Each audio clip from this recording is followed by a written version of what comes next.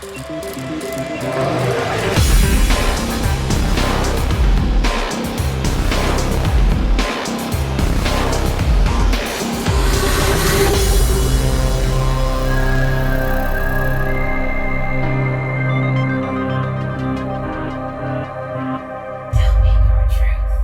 how are you doing? Like, I'm doing good, man. yeah? Yeah, just living. You know. How are you, dude? You just had a kid. Yeah. Oh, dude, it's something else, man. I'll tell you that. You're gonna come on, and then you're like, "Sorry, dude, can't come on now." Yeah, I felt so bad. You have no idea how bad I felt. I was just like, oh, I was so stoked. But it's, it happens. It happens. There's nothing I could do about it. Yeah, it's like I was gonna tell you, like, dude, tell your wife to hold it in. Yeah, come on. Hey, come on. Seriously? You can't just wait one more day? Just push the baby back in. It's okay. Come on, just do some. Yeah, seriously. It doesn't want to come out right now. Yeah, come on, just tell it to wait a little bit. Just use your mind. Come on. No. You're like, maybe if you could wait for like another year, baby. Yeah, please. Like, I already missed the first time. I don't want to miss the second time now. It's okay. It's fine. Yeah, it went out great. I mean, dude, it's crazy. It's something like I've always been like, so Cammie and I have been together now. We've been married for almost 2 years, and we've been together for almost 5 years now. And I've always been very like anti-kid, it's so funny, the whole situation. Like, but now I can't even imagine my life without my daughter now. Like, it is the coolest thing. And we got so lucky. Like, we have the chillest baby. My parents always tell me, like, she's just so chill. She's not doing a lot. And I'm like, oh, I know. But like, she wasn't like you when you were little. Oh, I was super chill too, which is, I'm glad that. But I also have friends who tell me if you have a chill baby, it means the toddler is going to be rough. But we'll have to see. I don't know. Especially teenage years, dude. She's going to give you like so much attitude. 16 years from now, I'm like, oh no. And she's already in like the 94th percentile for height, and I'm short. I'm like, dude, she's going to kick my ass in 16 years, man. What am I going to do? But, that's cool though, dude. Congrats on that. Yeah, thank you so much. It's a ride. What else have you been up to? Not a lot. I mean, obviously I'm not going to work because of all the stuff. And we just been, I mean, I'm a full recluse now. I don't go outside ever unless it's not even absolutely necessary. I get stuff delivered now, which is really neat, but I'm just hanging out. I have some military friends who, what's that? Call of Duty Warzone is the big game out right now. Is that the big game? I have no idea. I don't play Call of Duty, so. Yeah, I wasn't playing it until they're like, dude, you need to get this game. And I'm like, okay, fine. And we play that a little bit. And I mean, I've been working on some music, some writing, but that's more or less it. I'm also, the whole COVID thing really sucks. But being able to spend more time with Cammie and Arya is like, I've been super grateful for that. I've been able to be more around and more involved than if I wasn't. So I guess it's a positive thing from that. But well, and I saw that you were working on what do you call it? A music contest of sorts. Yeah, the Westworld thing. Yeah, when did you find out about that? So it ends June 3rd. The contest started in May. Like May 3rd is when I think it started. But I was just scrolling through Instagram, and I follow it's Spitfire Audio. They're a company that does like sample libraries, the virtual instruments. I follow them, and it was like the day I saw it, it was May 23rd was when I saw it. And so there was like 2 weeks left. And I'm like, oh, do I want to do this? Do I want to? But I wasn't doing anything because I've been staying at home. So they, with this contest, it's being judged by, I can't pronounce his name. I always get it wrong. It's like Ramin Djawadi. Is that how you say it? The composer for it. The composer. Yeah, I don't know how you say his last name. I always butcher it. Yeah. It's him. Two of the creators, J.J. Abrams and I don't know who else, but they're the ones who are going to be judging it. And if you win, you get all of Spitfire Audio sample libraries. It's like $20,000 worth of product, like of software. Yeah. And then you'll get a prop from the show, and then a signed vinyl of the soundtrack. And then they'll be donating money to help with COVID. But it's really, I mean, I came into it late. I'm glad I got it done. I told Cammie, I'm like, hey, I'm going to lock myself in the room for the entire day. I'm going to try to get something done. She's like, oh yeah, okay. I'll see you tonight. But yeah, I got it done, and it was a ton of fun. I haven't been working on a ton of projects with everything going on, so it feels good to finally write some stuff. Yeah, I listened to it and watched the scene that it was set to. It was fun, dude. Yeah. Have you seen Westworld at all? I haven't. Oh, so that whole sequence, it's trippy because like there's classical music playing sometimes. Yeah. Because like he's on a drug, and so like okay, hearing your piece, right? I'm like, dude, this could totally fit. Like, it's so cool. Oh, good. Yeah, because I went into it. I'm like, I know the show exists. I know it's good, and I mean, I see your stuff on Twitter about it, and I'm like, oh, I need to watch it. Dude, it's great. So I went into that. I went and scored that scene with no knowledge. I just knew something was going on with the dude. They're being chased. How can I make it sound interesting? So they gave you the clip, right? Yeah. So they gave a blank clip with no new music, and then they had one with the official audio, the one that was released. And they had like Ride of the Valkyrie playing for that one segment. Yep. I think that's the classical piece you mentioned. Yep. And so I did with the opening, it was very synthy. I did want to keep that, but I was like, what do I want to do instead of Ride of the Valkyrie? It just all worked out. I'm glad I got it done. I was afraid I was going to be like, what is it? Today's the 29th. I'm like, oh no, I'm going to be doing it until the night before. But, no, dude, I thought it turned out really well. Oh, thank you so much. It's always nerve wracking to release something that you've been working on. You know, it's like, definitely. Yeah. And I have friends who have seen the show, and they said, yeah, it fit really well. I'm like, oh, okay, good. Very good. Because like I said, I had no context going in. I'm just like, wow, okay, stuff's happening. Let's go. Like a full-on composer. Yeah. It's so much easier to write when you have like visuals and seeing stuff.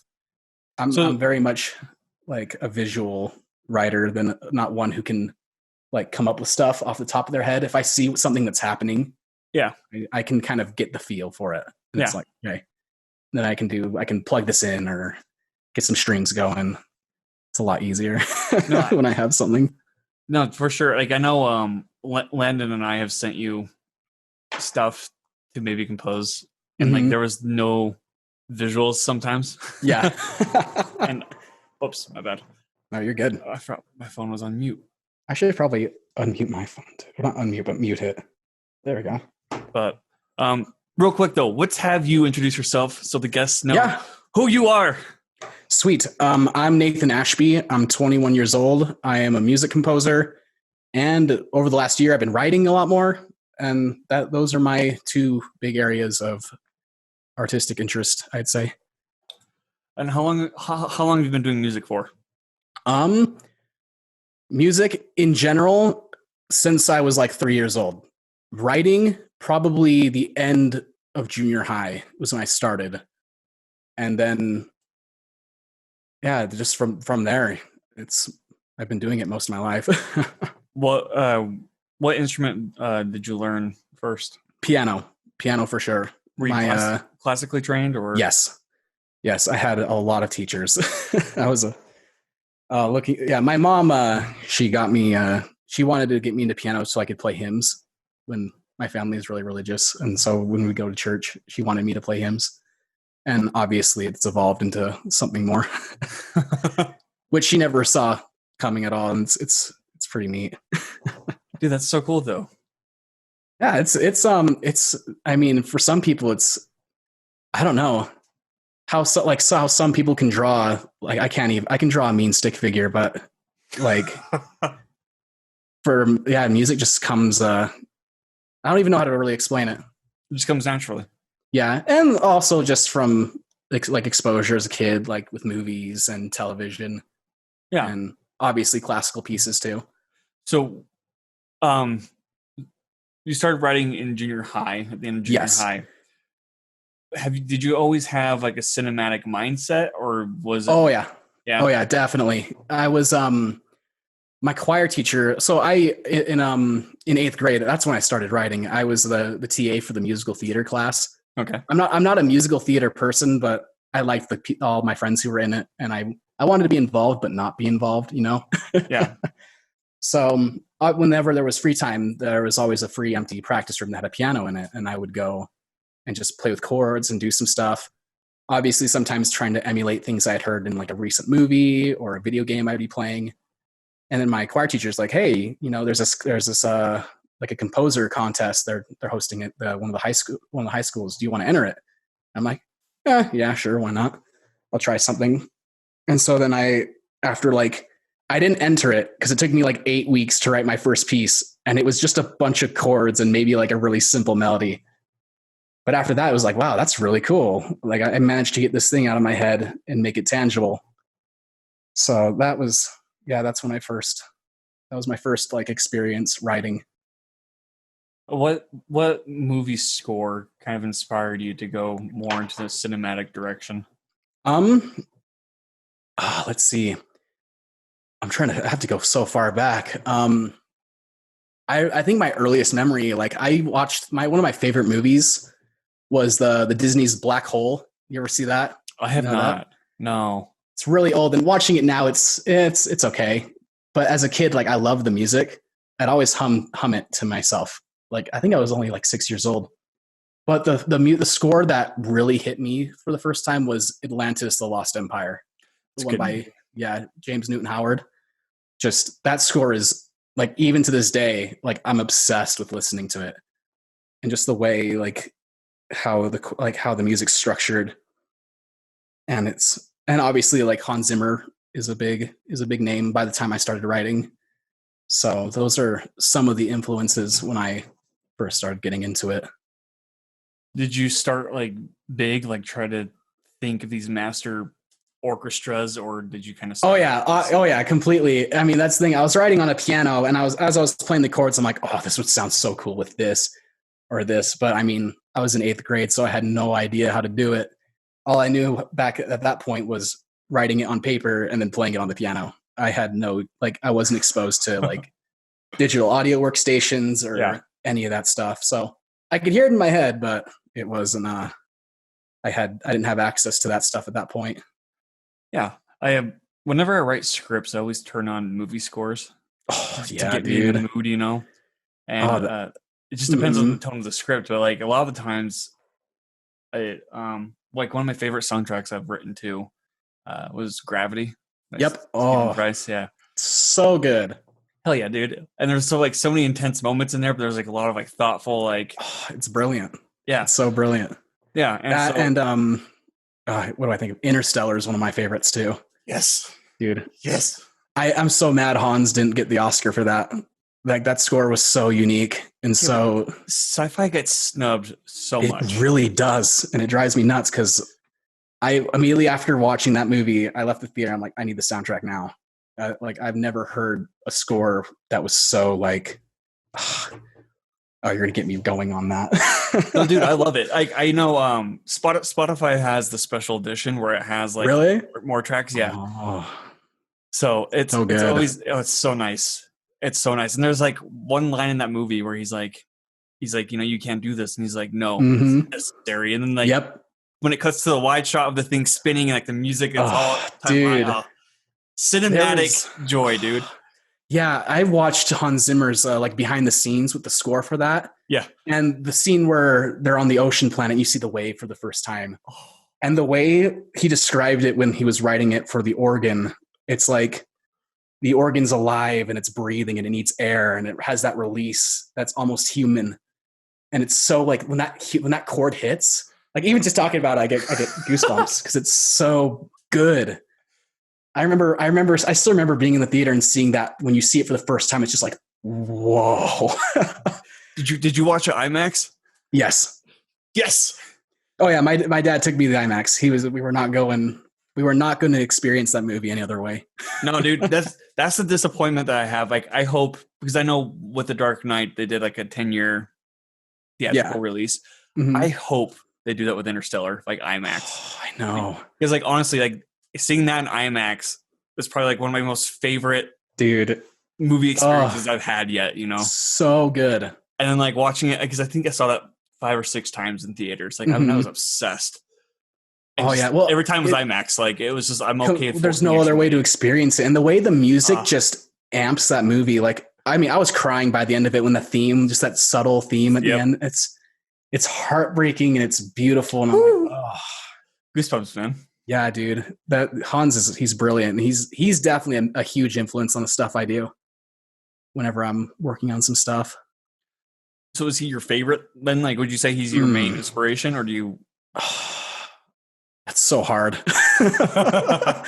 That's like I don't even know how to just like make an analogy. There's so many different ones. I think my favorite composer is Brian Tyler. Do you know who he is? Yeah, he's correct me if I'm wrong. He did John Wick. I'm trying to think.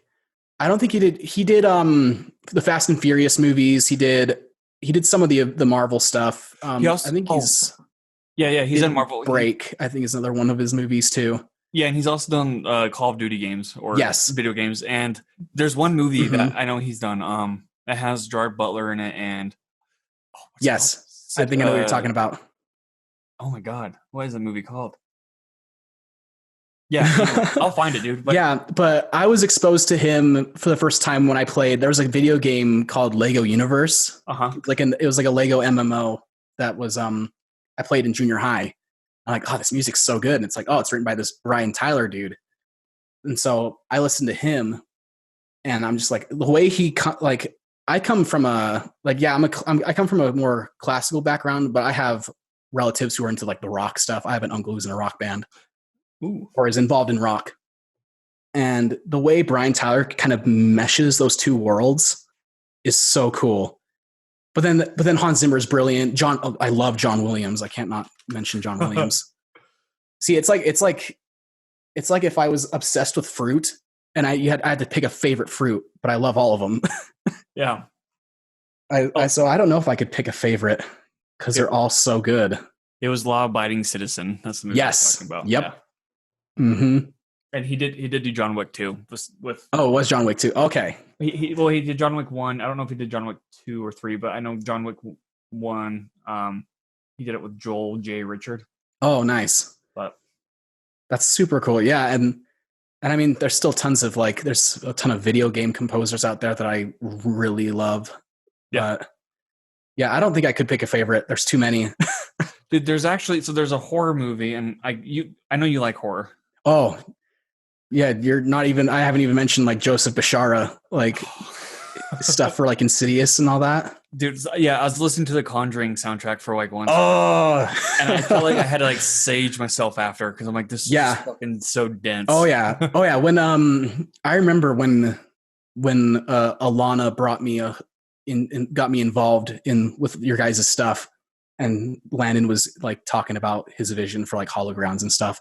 Yeah, Conjuring, Insidious, some of the first stuff I listened to, just because like the score for those films are so like I have to be in like a lit room when I listen to that stuff because it's so unnerving. Oh, it gets dark, dude. Yeah, it does, and it's brilliant. It's the way dark. It's like I have never heard someone make violins like sound like they're screaming. Like it's brilliant, and he's a cool dude too because like he plays all the composer for those movies plays. Joseph Bishara played the Red Demon and what's her name in Conjuring? Bishara or not? Yeah, it's Bathsheba. Is that how you pronounce it? Yeah. I think that's whoever the main ghost was in Conjuring. That was played by the composer for the movie. Ghost in I'm going to look this up. It's going to bug me. It starts with a B, right? Yeah, I think it's Bathsheba. I can't pronounce stuff. Bathsheba. Yes. Bathsheba. Okay, I was close. Her? Oh shit, dude. Yeah. And the is it the Red Demon in the first one? In Insidious, yeah. Yeah, in Insidious, he was the what? Yeah. Dude, that's so fun. That's such like a small, right? Like, oh my god. Yeah, he's a cool dude. He is a cool dude, and he's definitely the way he goes about writing his horror stuff is. The horror music genre is one of my favorites, just because you get to break all the rules. He also did. I didn't know this. Have you seen Aquaman? Yes. So so James Wan is a horror director. Yep. I mean, that's how know him. And when he was announced for Aquaman, I'm like, how is he gonna bring his indie horror side to this big studio picture, right? Oh yeah. And then it's in the trench scene with all those creatures like running around everywhere, like underwater. Yes. I mean, I'm like, dude, that's a fucking horror movie, like straight up. Oh yeah, straight up. He did that whole soundtrack for that specific scene only. I didn't know that. That's so cool. According to Wikipedia, I might be wrong, but according to Wikipedia, but that would make sense, right? Yeah. Oh, dude. And what other? Who's the composer for Hereditary? I love his stuff. I think it's Colin Stanford. Yes. Or something like that. Let me double check. Yeah, I remember sharing something on Twitter. Like, there's a trend with like horror movies using more like major style, like major key, stuff in with their style of music, and I love it. It's Colin Stetson. Yes. So the reason I bring this up though is because I know. So Disaster Piece is a video game. Yes. Composer, yep. And he did It Follows, which is like I think one of the best soundtracks. Oh, it's amazing. Yeah. Yeah, he did I think the game is called what is it? It starts with a Z? Is it a Z? I played it in college with my roommates, and it's a cute little indie game, and the music is I still listen to the soundtrack. But the way he takes that kind of like, what's the program he uses? I don't remember what it's called. I don't have it. But he added a twist to the horror music that I've never really heard before. And that was definitely memorable for me when I first saw that. Colin Stetson, the one we were just talking about for Hereditary, he's a saxophonist. Really? Like his background's in jazz. That's incredible. Yeah, dude. That's so fun. I love stuff like that, where it's like you'll have someone who comes from this kind of like this background, and now they're making like this super twisted music. Well, it's like how are these people found? You know, like oh yeah, how do they come across and be like, dude, you'd make a great one for my horror film? That's what I mean, it's kind of like how because how did Landon find Alana? I have no idea, dude. Landon's like the network king. I have no idea how he makes all these connections. I don't. That's the thing. It's like I remember being in college, and then I might get the story completely wrong, but Alana, her mother was one of my piano teachers growing up, and one of my closest friends is related to her. So like I've known her for a long time, and I just remember being in college, and she gave me a call and was like, "Hey, like I know she did a piece for the Utah Film Awards. I think that's where she met Landon." Did she? I was there. I have no idea, dude. I don't know. You don't know? Yeah, I think that's where they met, or she met. Maybe it was it. I don't remember who it was.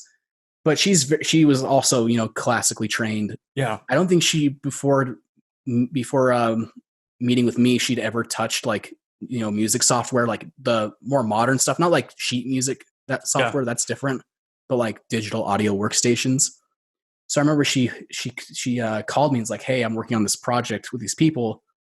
I don't know what I'm doing with some of this stuff. Can you help me?" And I'm like, "Yeah, sure. No problem. It's what I'm studying." And then I just remember moving back up, and she's like, "Hey, why don't we just do this together?" And I think that's. I remember going to the set of what was it? Was it 2 years ago now? Oh, it's when we first met. Yeah, we were at Landon's house doing some stuff. Yeah, and so it's like I had never pictured Alana doing like scary music. Like when we're talking about these people coming from these backgrounds, I'm like. She's like, "Yeah, I'm doing the music for this horror thing," and I'm like, "Well, that I do horror music, hey." And she had never really done it, and so I just remember, I can't believe that's like 2.5 years ago. That's insane. Dude. No, he's trying. Landon is trying to revive it, and I think it's going to go well. And it's back in the works. He had to take a little detour, but it's back. Oh yeah, of course, back on track. But I talked to him, and I'm still all in for the audio and music stuff. Oh, yeah, dude. The last time you and I saw each other was at a asylum. Dude, that was the coolest experience. Like, I grew up watching like Ghost Adventures, stuff, and so being able to go there, because I remember watching the episode when they went to Asylum 49 when I was in like, I think it was junior high, and when we went, it was the coolest thing. Like, I knew I wasn't really doing anything there. I was, because it's more music. I'm the music stuff, but just being able to experience that, that was one thing I'm never going to forget. And plus, like, you were there and everyone else was there, and it's so fun hanging around with you guys. Like, the energy you guys bring. Such a long night, though. Oh, it was awesome. Did you see the whole shoot? Not all of it, no. Because I know I stayed, so I was there to do the BTS stuff. Yeah. And I know that I got, like, because like, I get up at 5 for my job. Mm-hmm. I had to be to work by 6 or 6:30. It was 6:30 at the time of the story. Yeah.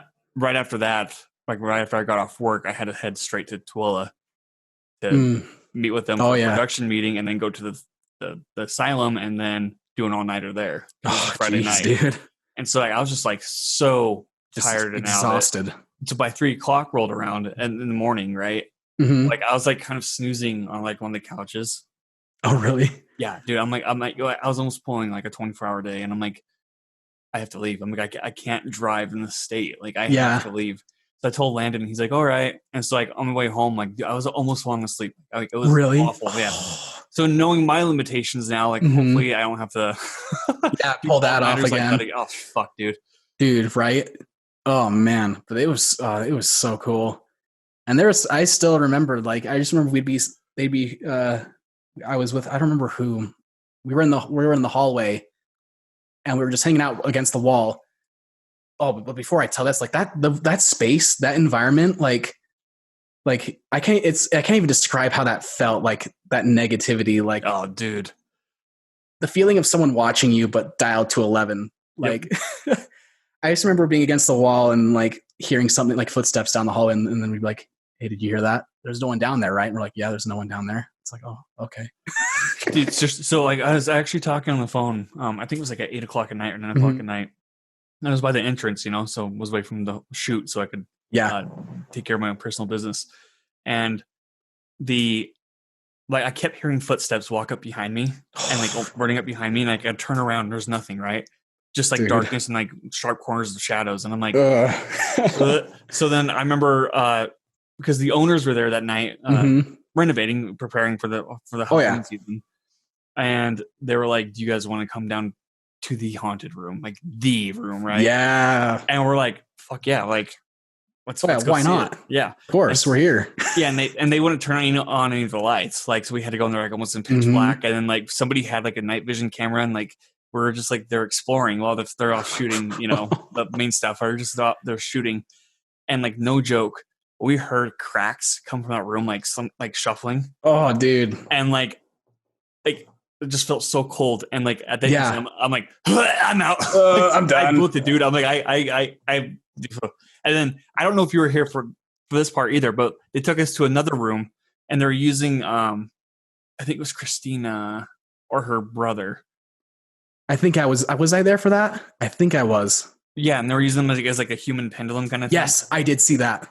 Did you see the handprint? Yes, form on his shirt? Yes, I did see it. I thought it was going crazy, and like you try to like, analyze it. Like, dude, there's no fucking way that like just. Oh yeah, completely. Still talking about it, like, oh, dude, just shivers. Ugh, I hate it. But it's I will not forget that night, dude. That was so cool. Dude, that's the one thing that's kind of nice with being the music dude, being with posts. It's like I can still come and say hi and do stuff. I like be involved, but also not being involved. Kind of like with my musical theater class. It's dude. That's what how were you it gonna was say? with, like, I mean, that's how it was with like BTS. Oh yeah. Like, you just take all the photos and like when they're first starting, and take them like throughout the night. Mm-hmm. But like, other than that, like, if you're not gonna take photos, you want to save your batteries, right? Yeah. So you're just like, I guess I'll just go explore. Yeah, you're there for the ride. But so much fun. I loved it, and really that's the joy of like, I know, like filmmaking for me is at least getting these cool experiences of being in these locations where people only hear stories, right? But you're like, no, like I was there like all night, like it's like fucking on it. Like there's I've seen people talk about stuff, but now I've had my own experience with it. Exactly, and it's always cool. I mean, this might be bragging, but it's always cool. Like, yeah, one night we were just shooting something at the asylum, no biggie. People are like, really? You're like, yeah. Yeah, it was no problem at all. No, I told my friends that, and they're like, dude, you went there? You went to like, you stayed the entire night? Are you insane? Oh my God. That's fun. Yeah, dude. It was so fun. I had so much fun with that. Oh, see, now I want to, that's the whole thing with this quarantine stuff is I miss being on set with and just being involved and stuff. Oh man. But that's the thing. I hope, so my hope is that this virus goes away. Oh yeah. Like kind of like how I think it was SARS that kind of up and disappeared out of nowhere. Mm-hmm. That way I can actually still give people high fives and hugs because I'm a hugger. Like I'm a close person kind of dude. Mm-hmm. I can't do the elbows. Yeah. Oh yeah. So my hope is that, because like, especially on set, like when you're getting everybody nugged, especially like actors, you're like, dude, that was like a good take. Yeah, like well done. Or even like I remember just like seeing you there. I'm like, hey, dude, what's going on? It's been a minute. Yeah, dude, I love it. I know. I hope everything. I mean, it'll take time, but we'll get there eventually. Yeah, I hope. I hope so too. But it's okay. It's fine. It's fine. Everything's fine. What program do you use then for your music? So I use Ableton Live. It's there's a ton of different software out there, and there's a ton of people who will preach why their software is the best. Right. But it's very much I don't know. Each one has its pros and cons. I like Ableton because it's built for like the solo artist. The one I floated more towards it because I knew it had like movie capabilities. Yeah. I could import a movie and score to stuff, and it's relatively cheap too. Cause I've had it for about high school. I've had it for about 5 years now.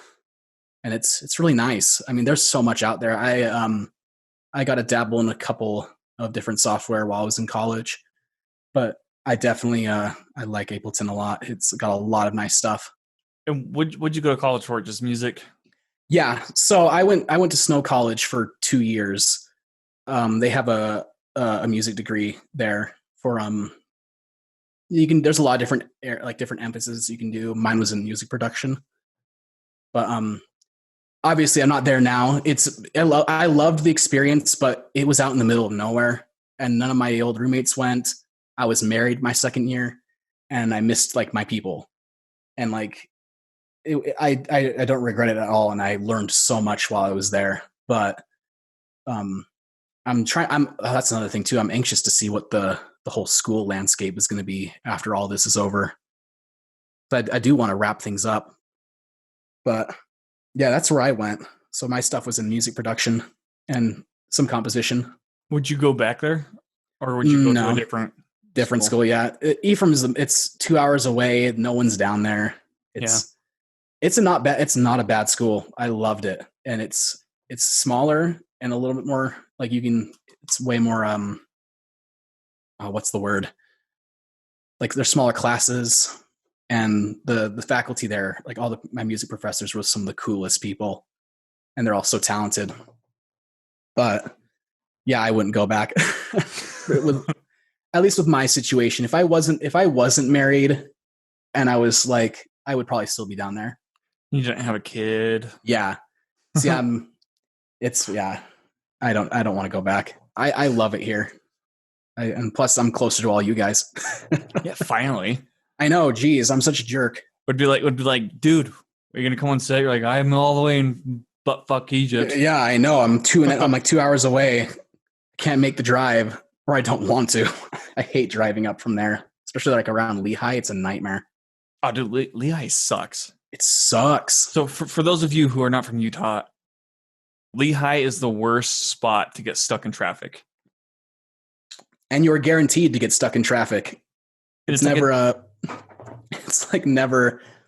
it's always bad. It's because there's always construction there that's never ending. Yeah, the construction's there, and like they feel like death zones because like the construction changes out of nowhere, and like you're going like almost like 80 miles an hour sometimes. Yeah, and Utah drivers don't slow down. Yeah, the Utah drivers don't listen to that at all. Yeah, it's I'm like the speed limit says 60, but everyone's going 80. I can't slow down, so I guess I'm going to go 82.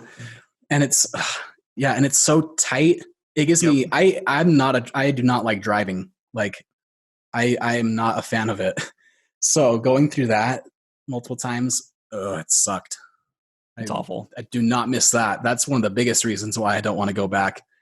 Well, driving. Well, then you'll get the people who are like, well, the rush hour through Salt Lake, through Davis County is bad. And it's like, nah. I'd rather stop and go rather than like turn a sharp corner out of nowhere. Yeah, completely. Or have like these giant cars almost run over my teeny car. Oh, dude. Getting PTSD talking about it. Ugh. Well, it's also like the exits come out of nowhere. Oh yeah, they do. It's like they don't give you enough time to get over. Yeah. Yeah, and then the car comes out of nowhere, and you're like, "Wow, okay, barely missed that one. It's okay." That was my exit. So basically, after you pass IKEA, you're fucked. Yeah, you have a trip in front of you. Oh yeah, it's awful. It's like, all right, buckle up. Here we go. Hopefully, we'll make it. And people are like, "Oh, it's so nice." I'm like, I mean, in the city probably, but like to get there, no way, dude. No.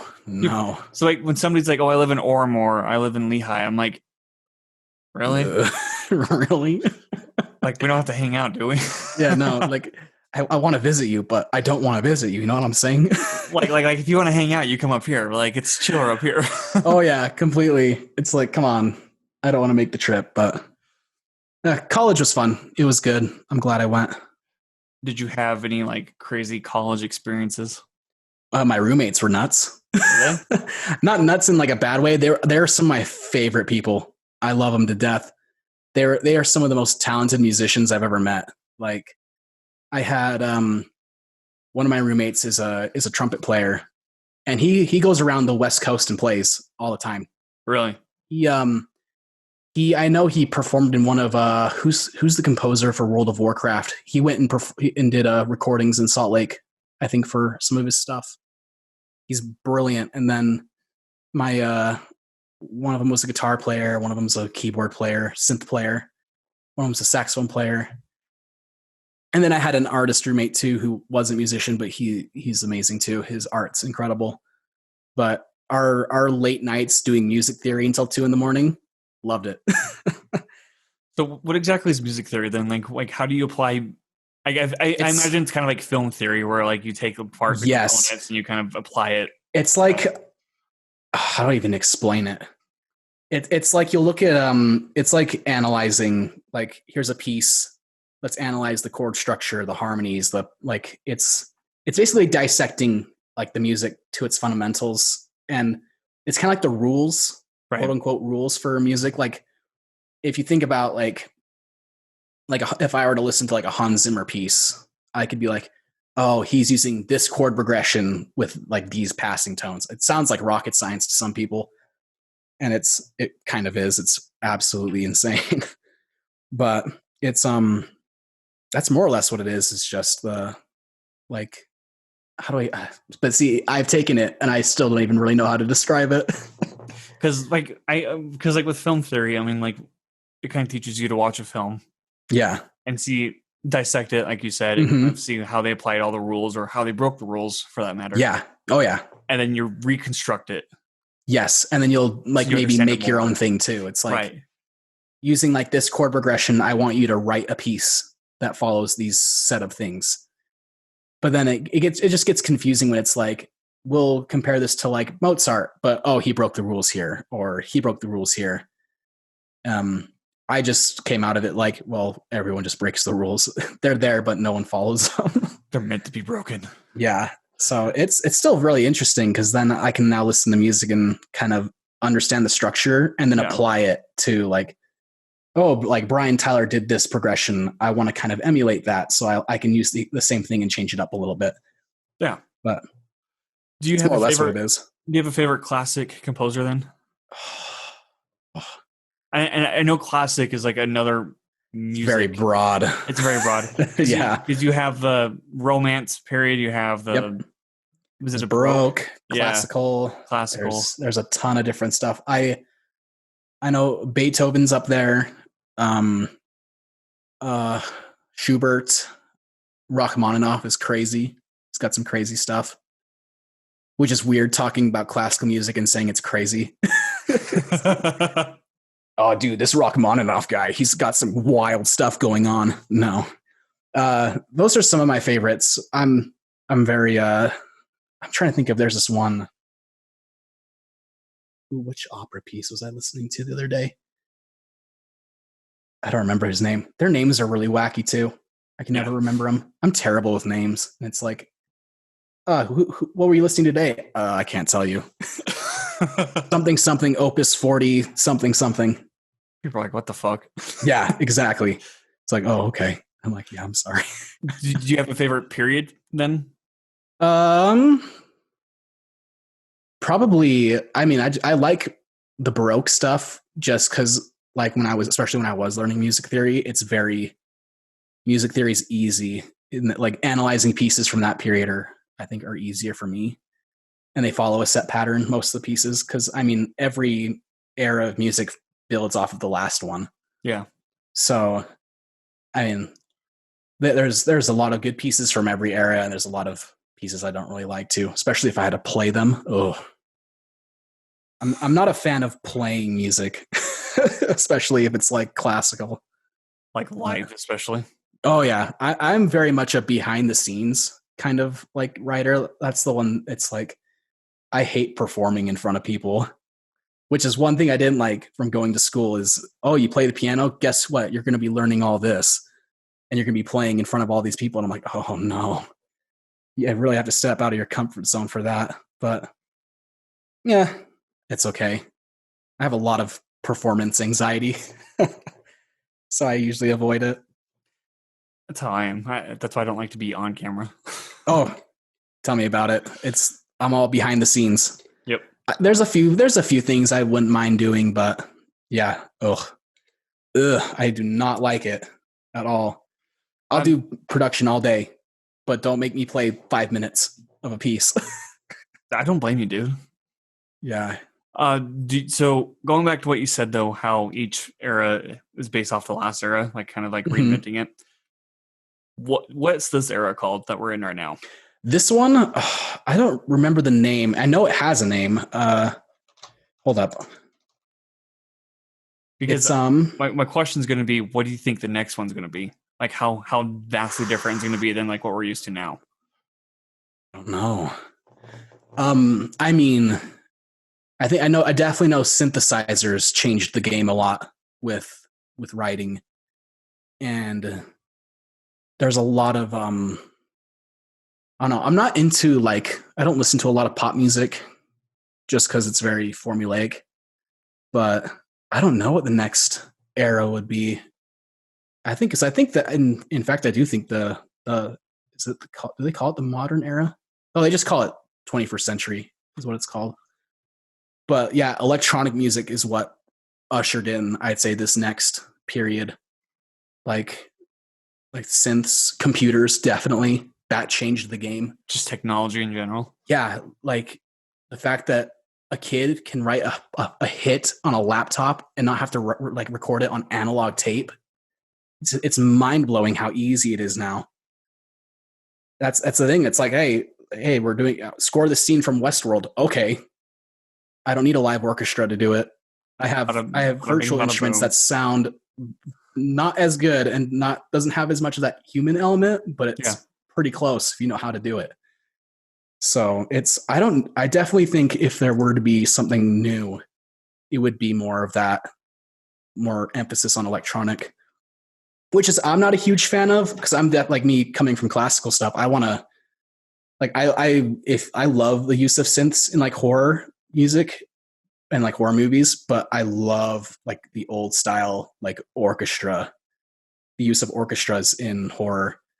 Like I'm relearning how to emulate some of that kind of feel with the orchestra instead of using synths. Yeah. But more power to people who use it, because it still works. Honestly, that's the point, is just to capture that feeling. There's a lot of electronic artists that, like, I don't know if I listen to like daily, but like, you know, I follow them on like Facebook and Twitter. Oh yeah. And sometimes they'll show you their behind the scenes, like what their studio looks like. And there's two that I know of that kind of like use actual synthesizers and analogs, and like has like all these chords running around on the wall to emulate one sound. And they're like, oh, this is this and this, and that runs with this processor. I mean, it's like total nerd talk, right? Yeah. Oh yeah. And basically what I get is like a lot of these electronic people, like, they're wired differently and they're just fucking nerds. Yeah. Like, they're crazy. It blows my mind how it's like, oh, here's my synthesizer. Like, here, I'm rerouting this to this, and it creates this sound. And I'm just like, say that again. Like, English, please. Yeah.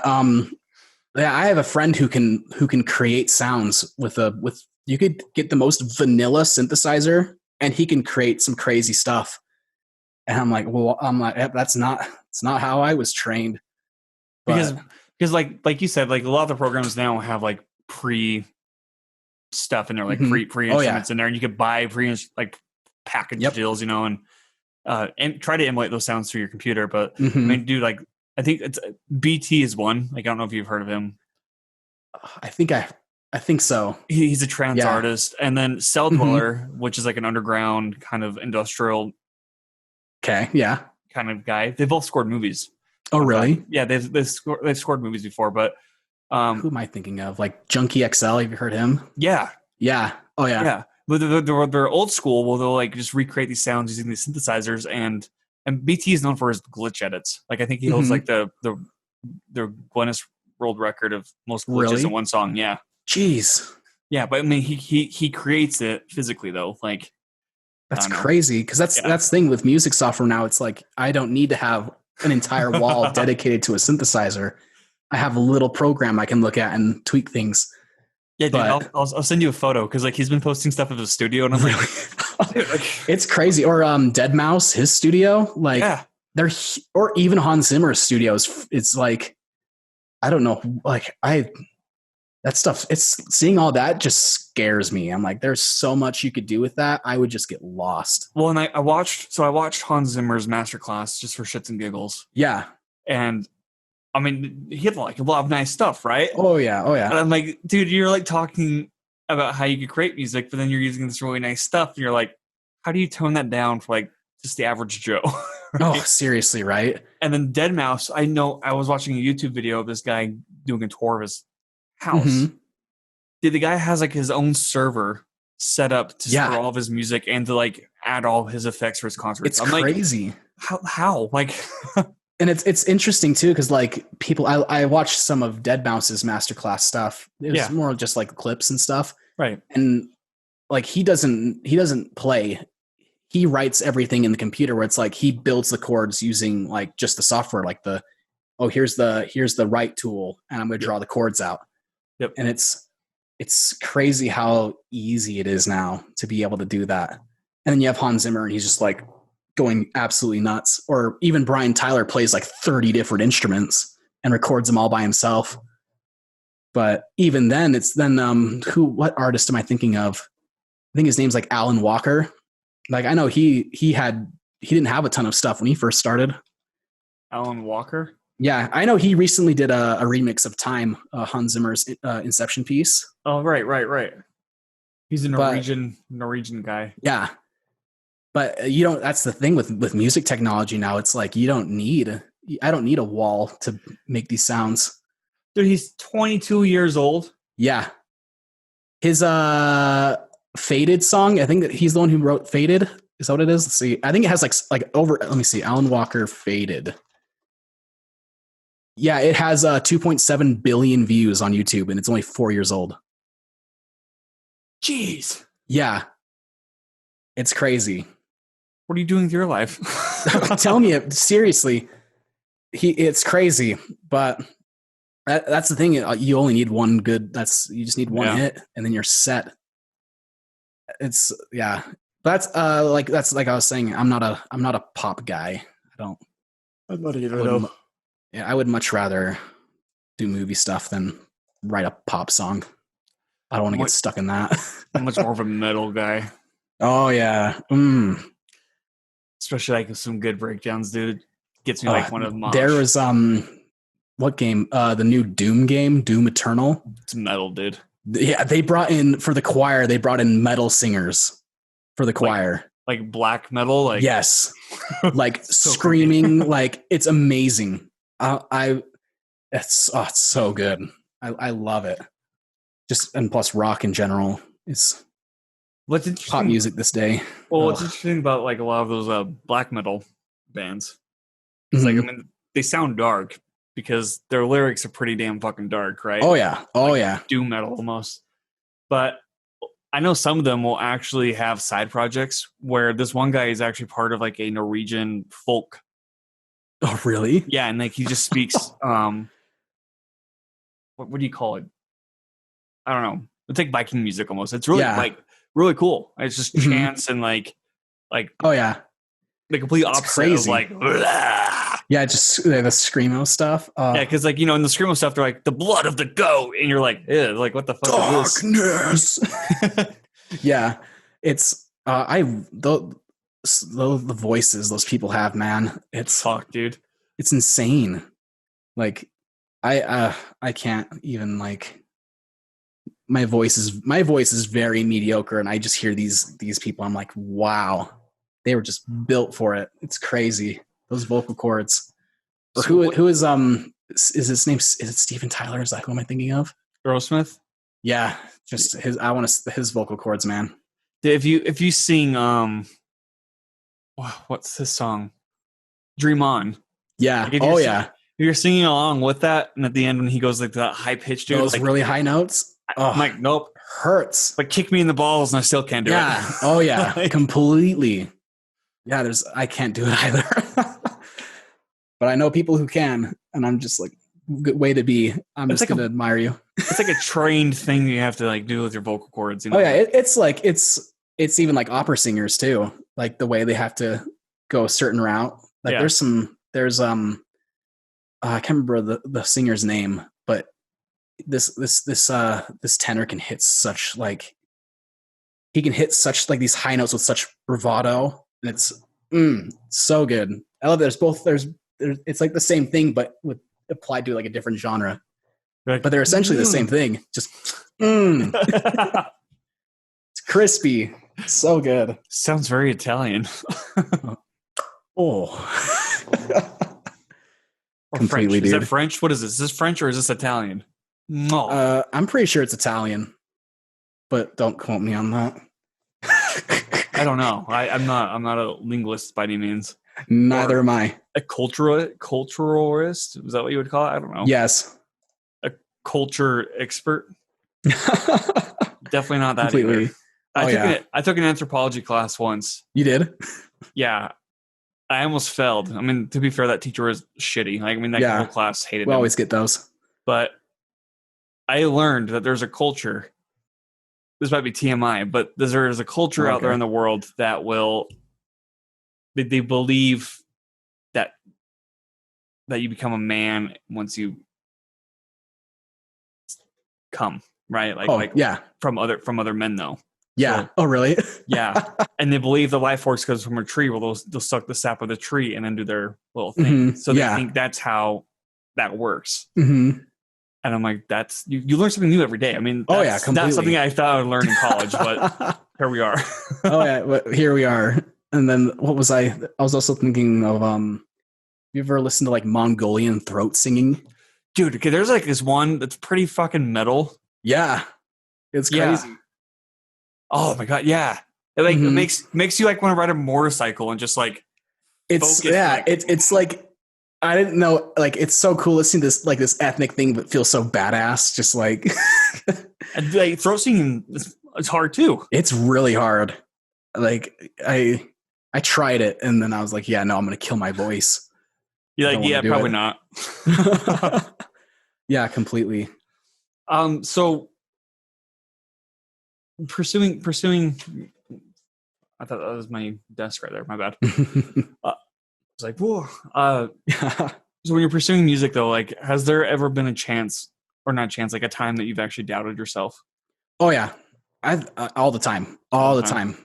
I think that's just an innate like artist thing where it's like, even with the Westworld scoring thing I did, I'm like, I'd be listening to it again and again. I'm like, this sounds terrible. This doesn't sound like this, or I was picturing it like this, but it didn't come out exactly like that. So it's all the time. I would say I'm definitely my biggest critic out of everyone. And that's the thing that's, there's a lot of, at least with people I know, what do they call it? Where it's like, you compare yourself to another person, or I don't remember the word. There's a word. Anyways, it's like, I'll write something and I'm like, this isn't Hans Zimmer, or this isn't John Williams. So why am I even writing this? Right. But then I have to take a step back and be like, but I'm not them. John Williams he's been in the game for a long time. Fuck, he's like 90 now? Yeah. Almost? Yeah, it's crazy. And so it's like, and they've all come from, they've all had to start somewhere. Yeah. So I have to take a step back and like, I'm only 21. I need to not be comparing myself to these greats who've been doing this for so long. And I just know with everything I do, I'm getting better. Like if I were to listen to my music from like last year or 2 years ago, it's improved, whether it's subtly or in some ways more drastic. But yeah, I doubt myself all the time, but then I have people who help remind me that's like, yeah, okay, I need to not do that. So here's a question for you then. Do you use your wife as a resort to, like, once you finish a song, do you go to her, you're like, how's the sound? lay it to me. Yes, it's funny. So she played a little bit of piano. She knows a little bit of music, but she's not way into it like I am. Yeah. But completely. I'll be like, I'll finish a project, like, hey babe, come here. Like, does this sound good? I'm trying to go for this. Does it feel like that? She's like, yeah, it sounds great. And I'm like, oh, but I think it sounds terrible. And she's like, no, just shut up. That's fine. Or I'll bring in friends who are more inclined to that stuff, and they'll be like, yeah, it sounds good. You can maybe do something here. And I love it when they give me, I love criticism, because then I can be like, okay, how can I improve this? Right. But I feel bad for all whenever I'm working on a new project, or if I'm working on, like, I remember when I was working on something with Alana, and I was pulling Cammie every 20 minutes. Hey, does this sound good? Is this okay? And she's like, Nate, it's fine. It's okay. It sounds good. Leave me alone. I'm like, oh, I'm sorry. But yeah, I use her, and before we got married, my family a lot, like my mom, my dad. Oh yeah. Are your parents trained in music too? My mom is. Your mom is? My mom is, yeah. So I got my music from my mom, definitely, but my dad is the one who introduced me to like movies and stuff. So I can still ask both. I can still ask their opinion for both, because my mom says, yeah, it's that melody is really nice and that harmony is really good. And then my dad could be like, that fits the scene very well, because this is what I was feeling with it. So I'm very fortunate to have people who I can have stuff, have them listen to stuff and give feedback. Yeah. Mm-hmm. What's a dream project of yours then to compose? A dream project? Like, because like I know, as a creative, like you always get like these random images or these melodies, right? Like, what do you picture it being as? My dream project. I mean, obviously, a Hollywood film. Probably, I love the action stuff, but I love writing, like, either drama or horror. So if I had the option to score like a Conjuring movie, oh, dude, or any horror movie in general, anything A24, please.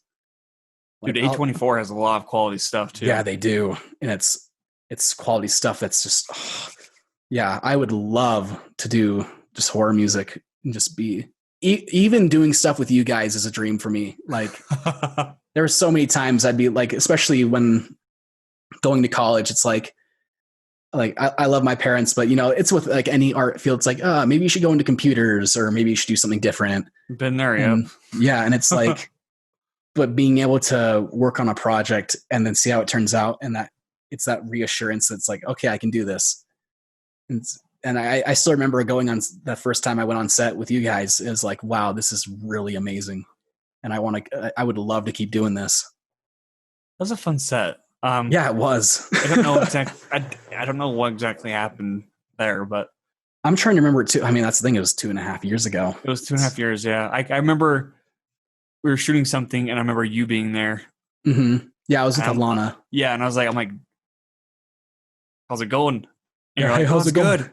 I'm good. I remember, I'm glad to be here. Like, you're like super eccentric. I'm like, oh yeah, dude. Oh yeah. That's the thing. I'd never been on a film set before. So I was just like, this is so cool. And I just remember I had the script and I was looking through it. I'm like, okay, I could do this here. I gotta really nail it with these guys. I got to impress them. and just like, and hearing your guys' vision with a project helps so much too, with bringing this, like, the music to life. But yeah, dude, being on set with you guys, I will take that. That's a win for me any day. Well, you're always welcome on my set. Oh, dude. Once this is all over, man, I can't wait. Yeah, dude, you have no idea. Oh, but yeah, it's yeah, I love it. Because so like one of my favorite composers is Johan Johansson. Yes. Yes. Rest in peace. Oh, I know.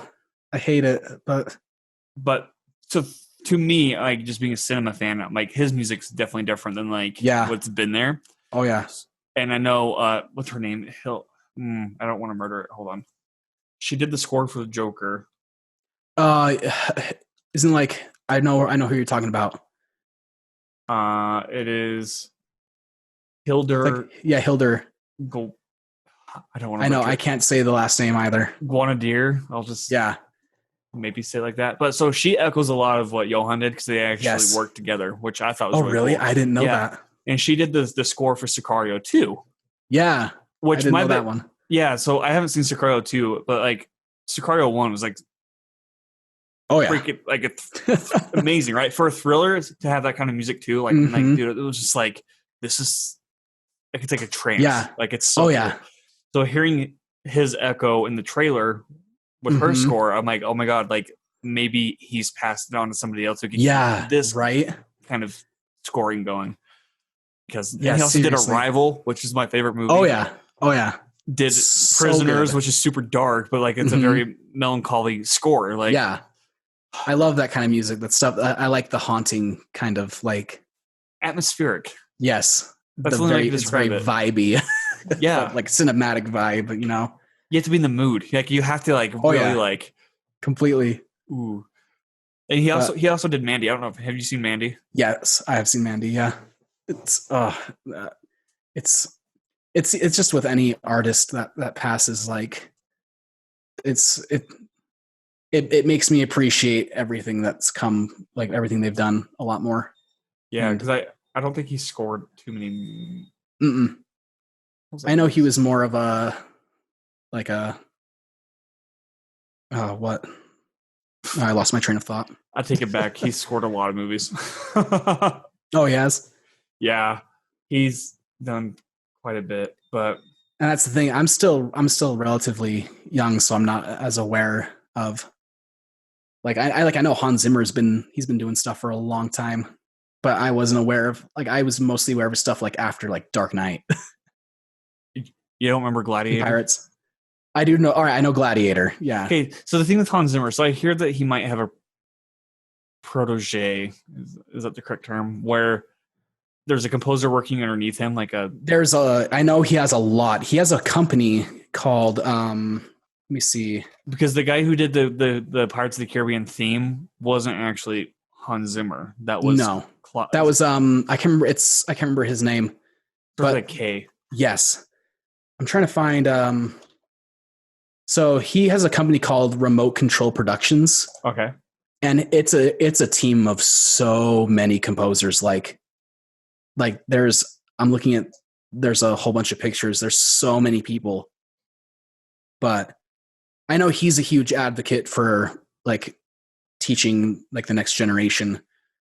And see, that would be so much fun to just sit down in a room with him for even 30 minutes just to hear him talk. But yeah, there's so many people on here. Like I know there's a cellist he works with a ton. There's a ton of different people. Is she the one that plays with him during the live stuff? Yes. Yeah. Tina, I can't remember her last name. Yeah, no, she's great.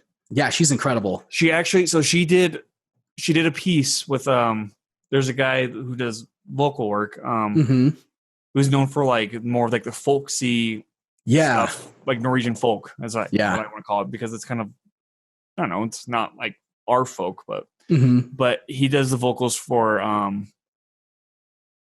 what do you call it, Vikings.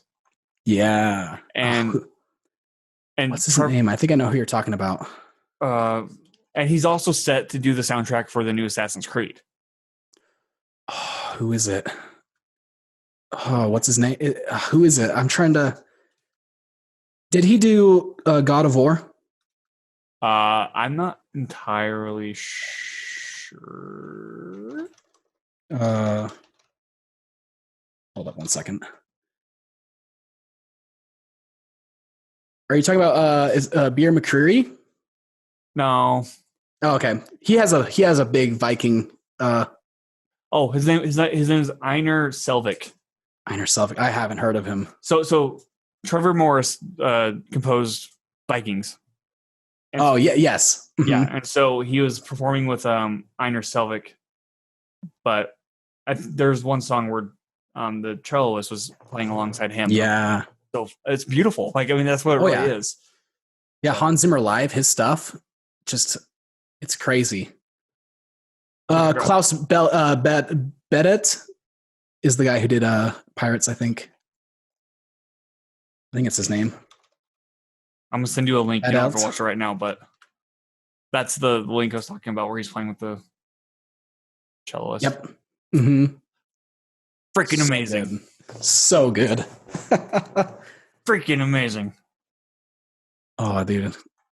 Yeah, I could listen to his stuff all day. I love it.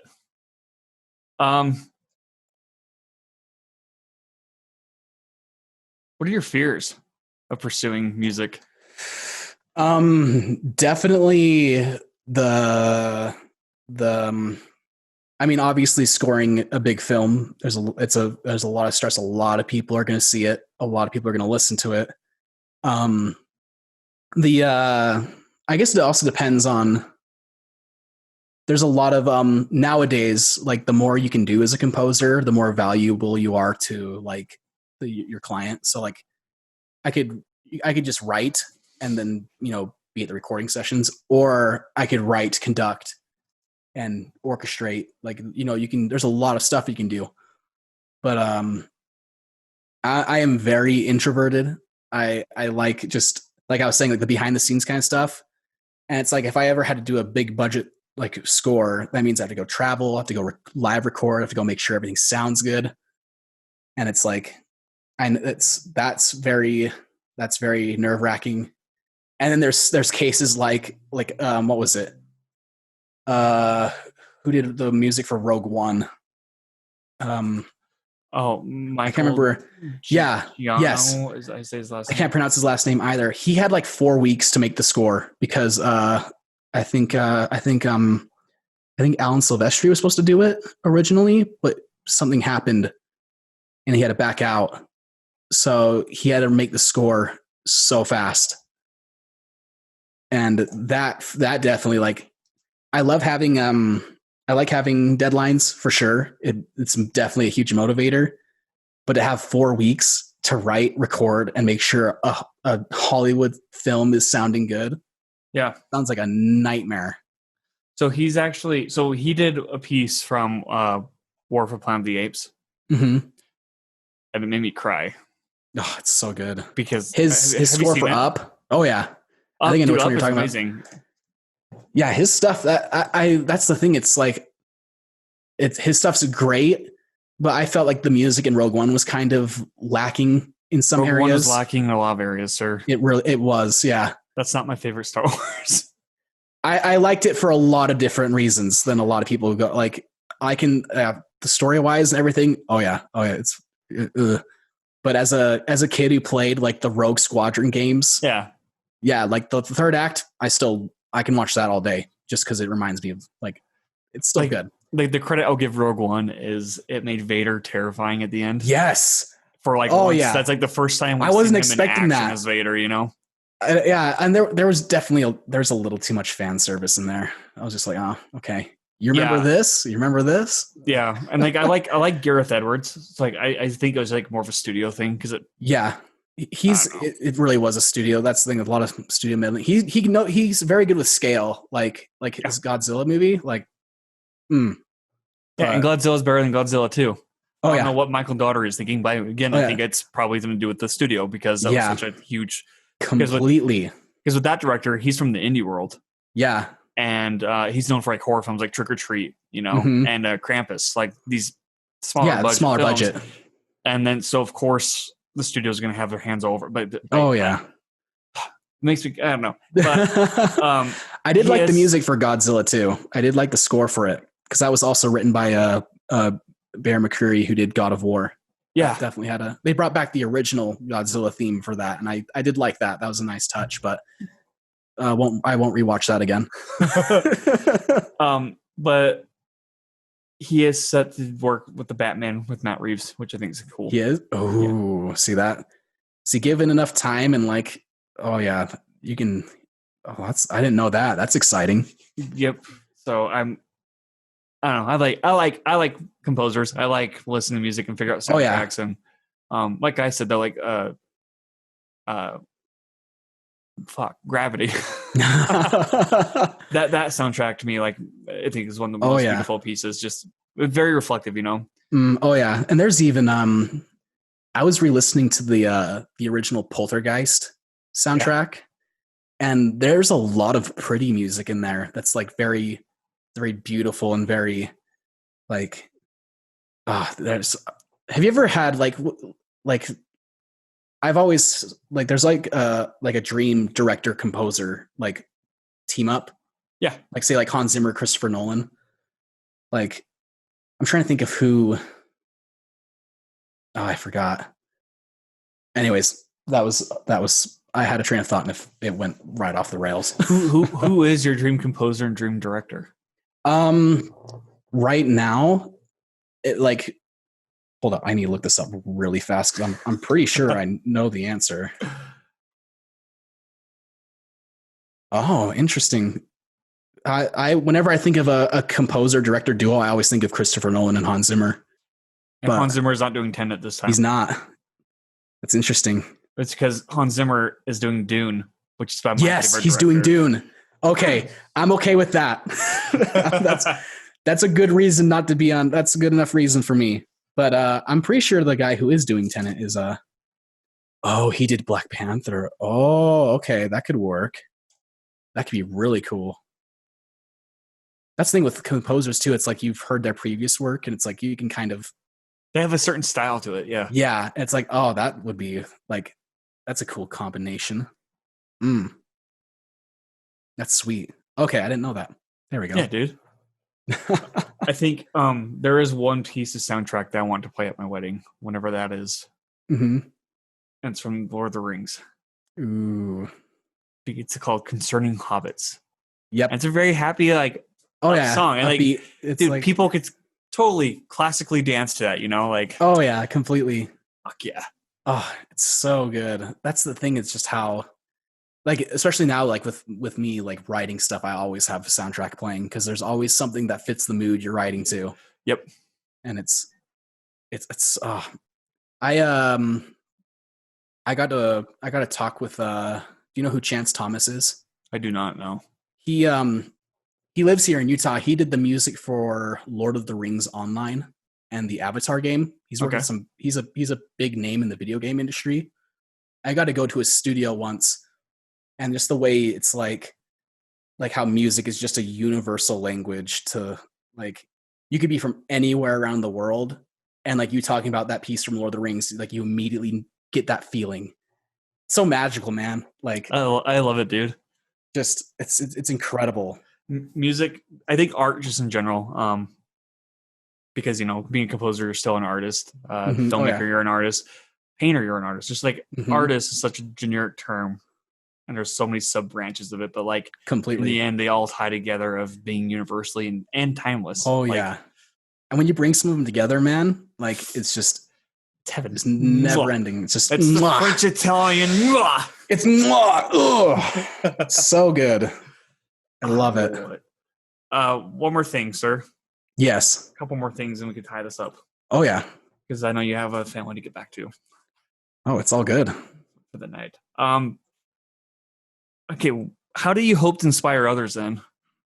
Pursuing this, definitely by the letting them know that it's like like this like writing music, especially as a possible career, is scary.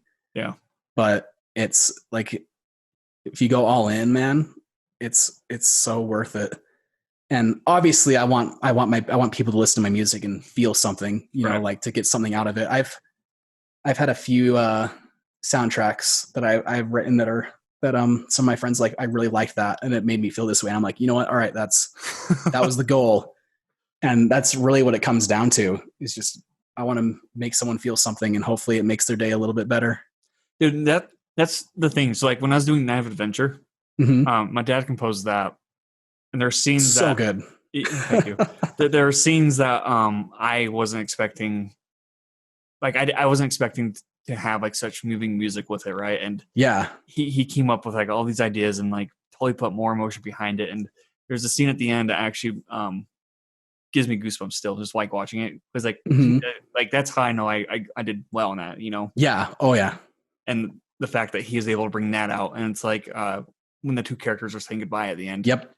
And like it's like a whole climatic piece, you know. And the interesting thing though is by the end of that, when she's interacting with Lorenzo's character, and he goes outside to talk to Casey, there's like a little violin kind of piece that was always in my head while I was writing this script. Yeah. And so the fact that he picked up on that somehow, I didn't relay that to him at all, but like the fact that it still ends up in there, you know, like so it's just like, yeah. Oh yeah. And it works. It's the language. And I definitely think there's some instruments that convey a certain feeling more than other instruments. Yeah. I know what scene you're talking about, and it's so good when that happens. And even like my dad was telling me with my Westworld thing I did, it's like, like the way like this fit in with this and made me feel this. And that's what I was anticipating. It's really cool how it can, even like Star Wars, like the music just, it's so good. It's definitely, I'm very grateful. I'm able to like, what's the word? Like be a part of that and be able to create that feeling. Yeah. Adding more to the bigger picture. Yeah. Right. I love it, dude. Especially when you have people who know what the picture is, and it's like, all right, now let me just like nail it in. Ugh. Right. Like it's kind of like they see the bigger puzzle and you're the piece, right? And you're like, where do I fit in? And then once you find your place, you take a step back. And when it does, there's that's so good. There's I mean, there's still music I listen to today. I'm like, it's brilliant. Well, with your Westworld, dude, like hearing that synth in the beginning and then cutting to like the full on like orchestra, like that gave me goosebumps. Oh, I'm glad. Like, because the thing with that show is they do that quite often. Like, I mean, like when they do like the what do you want to call it? The prologue? No, the prologue, you know, like the before what happened last episode, whatever, they have a huge heavy bass. Like electronic bass. You're like, ooh, like this is dense. But then like throughout the episode, they'll have like reprisals of famous songs. Yeah. Oh yes, I am aware of that from the show. Yeah, and so like hearing those two come together, I'm like, that's total Westworld. I mean, that's cool. What it is. And so, and it's like, the fact you had no idea because you've never seen Westworld. Like, I think that's so cool that you picked up on that. Like, yeah, it's definitely. What was I going to say with when we talk about Westworld, it's like I'm not going to say his name because I always butcher it, but the composer for Westworld and even like Game of Thrones, like the way he can, like whenever I watch Game of Thrones and a piano comes in, I'm like, oh no.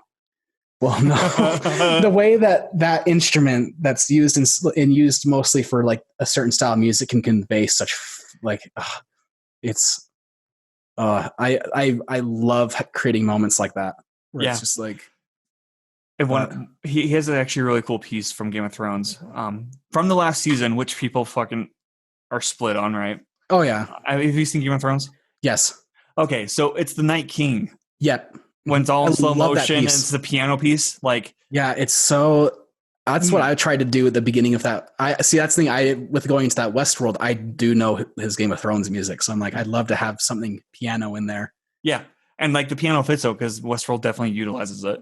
Okay, I see. I need to watch that show, man. You need to watch Westworld. Just so you know, the Westworld, like it's when you're watching Westworld, you have to pay attention. Like there's no like fucking around on your phone. Like, you're either in it or you're not. If you're not in it, just pause it and come back to it because like so much information is conveyed, and like they're purposely trying to like make you question yourself and like. I love the first season's great. Like I figured out what they were doing the first season, like halfway through. Yeah, and it was like. I could tell you later. Like once you have to let me know when you watch it. Okay, cool. But the second season, though, people have criticized because like it doesn't come together till the end. Mm-hmm. And then the third season is a mixed mash of both, which had people like either on it or off it. And then some critics, I got blocked on Twitter by one critic. Oh yeah, of course. Because he's like Westworld doesn't know what it's doing. And I'm like, dude, they're literally laying out the groundwork for you. Like it's all in the exposition. Like it's like if you it's like if you pay attention. Like if you're in it, like you were saying, like come on. Yeah, and he blocked me, and I'm like, fucking dingbag, like whatever. Like seriously? I listen to your podcast, man. But it's weird. It's weird supporting somebody by listening to a podcast knowing you're blocking their Twitter. It's weird. That's definitely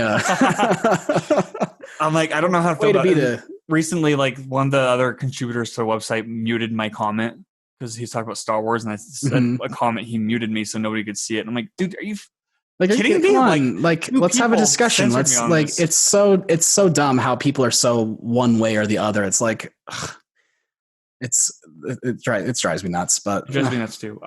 Let's end this off on one more question. Okay. One piece of advice that has stuck to you throughout the years, and how do you utilize that to this day? I think the one advice I think it's just it echoes from a lot of different artists. It's just do it, just you won't make progress. Yeah, completely. You're not going to make any progress if you don't do it. Right. And I mean, there's a lot of people who say the same thing, whether it's music, whether it's writing, whether it's filmmaking. It's just, you just need to do it. Right. And that's always stuck with me because on the days where I don't want to do anything, it's like, I just need to, I just need to do it. And even if that's with a project that I'm like, I don't know what to do. I don't know how to go about this. I'm like, you know what? Just go all in. Let's do it. And that's definitely what stuck with me and it's what's pushed me. It's just, I know C. Robert Cargill. I follow him on Twitter, and I love him. Yeah, he's incredible. He's like just right, or just do what you need to do. It's my favorite. Dude, it motivates me. If he's listening, or if there's anybody that knows him who's listening, I got chances of that are probably slim. But like seriously, there needs to be a book of Cargillisms. Yes, on your coffee table or in your office. Or like a calendar, like a 365-day calendar paper thing. And it's just quotes from him. Period. I want it so bad. Let's do it. Let's do a Kickstarter of that. Just opening up Twitter with all the nonsense that's going on and just seeing him being positive and like just right. I'm like, all right, that's enough Twitter for today. I'm going in. Let's do this. I love it, dude. And like Scott, do you follow his directing partner, Scott Derrickson? Yes, I do. And he's equally as positive, and he doesn't hate films. He's always like, looking on the positive side of film. I love it. I need more people like that, man. Seriously. It's but that's definitely the advice that I repeat in my head every day. Just do it. I agree. That's a thing. Oh yeah. Well, dude, thank you so much for coming on. Finally. Yeah, finally. We did it. Not face to face how I like, but unfortunately you can't control a pandemic. It happens, it's okay. It's okay. It's whatever. It's fine. Everything's fine. Don't worry about it, man. I'm so grateful. Just like that's the even talking to you, dude. It's so just like I love it. Dude, I love you. You're great. Dude, I love you too, man. I don't get enough of people like you, and I need it. I need that kind of just seriously, man. I can't wait once this is all over. Like next time you guys are doing something and I can crash, I would love it. Yeah, dude. Yeah. No, you're always on our mind. I'm like, can we invite Nate? Invite Nate? Yeah, let's invite Nate. I'm like, yeah, dude, let's invite Nate. Yeah. Oh, thank you. It's so great. Plug in your stuff. Where can people find you? My stuff? Instagram. That's probably the biggest social media I use. Instagram and Twitter. I'm at the underscore great underscore Nashby. And then I'm pretty sure that's my Twitter is at the Great Nashby. That's the main social media I use. Not the Great Gatsby, but the Great. But it's based off of that. I'm glad you caught that. I love it. I love that book. You can follow me on Twitter and social media. You can follow the podcast and all that stuff too. All the links will be down. But Mr. Nate Ashby, Chaz, it has been a pleasure. No, it's been a pleasure. I am so grateful that you have agreed to come on this Friday night. Dude, I can't wait to see you in person, man. It's going to be good. It's going to be a good time. I'll give you a bro hug. Don't worry. Oh, dude, same. It's going to be real good. Hey, take it easy, okay? You take it easy too, sir. I will talk to you later. How do I stop recording? Oh, found it. Okay, I will see you later. Yeah, sounds good, brother. See you later, dude.